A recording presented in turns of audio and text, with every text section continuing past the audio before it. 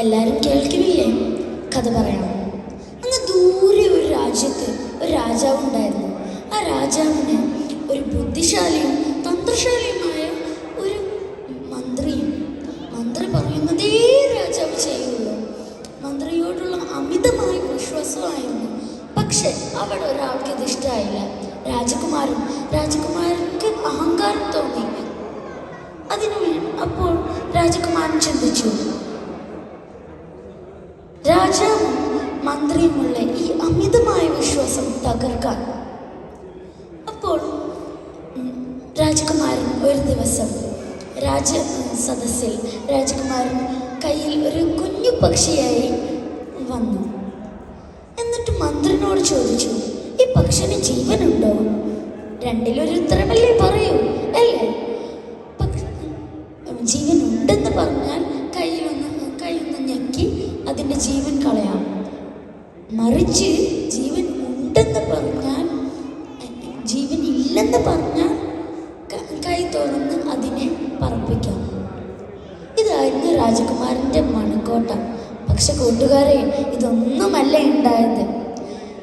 മന്ത്രി രാജകുമാരനേക്കാൾ തന്ത്രശാലിയായിരുന്നു. അതുകൊണ്ട് മന്ത്രി പറഞ്ഞു,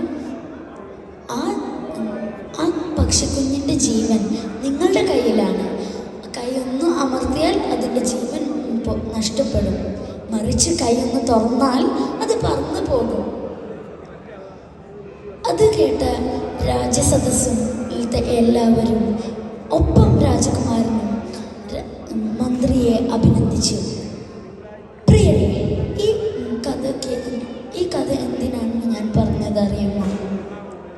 നിങ്ങൾ മാതാപിതാക്കൾ ഞങ്ങൾ കുട്ടികൾക്ക് വേണ്ടി ഒരുപാട് കഷ്ടപ്പെടുന്നുണ്ട്. ഞങ്ങൾക്ക് ആവശ്യമായ വീട്, വസ്ത്രം, ഭക്ഷണം, വിദ്യാഭ്യാസം എല്ലാതും നൽകുന്നുണ്ട്. പക്ഷേ ഞങ്ങളെ ഈ പക്ഷിക്കുഞ്ഞിനെ പോലെ വളർത്തരുത്. അതായത് ഞങ്ങൾക്ക് ഒരു സ്വാതന്ത്ര്യമൊന്നുമില്ലാണ്ട് ശ്വാസം മുട്ടിക്കരുത്. മറിച്ച് അത് കൂടെ ഞങ്ങൾ നിയന്ത്രണങ്ങളൊന്നുമില്ലാതെ ഞങ്ങളെ അഴിച്ചുവിടുകയും അരുത്. ഞങ്ങളുടെ കഴിവുകളും കാഴ്ചപ്പാടുകളും വളർത്താനുള്ള ഭൂമിയും പറക്കുവാനുള്ള ചിറകുകളും നൽകുക. നിങ്ങൾ മാതാപിതാക്കളാണ് ഞങ്ങൾ കുട്ടികളുടെ ലോകവും ആകാശവും. അസ്സലാമു അലൈക്കും വറഹ്മത്തുള്ളാഹി വബറകാതുഹു. ജസാക്കല്ലാഹു ഖൈർ.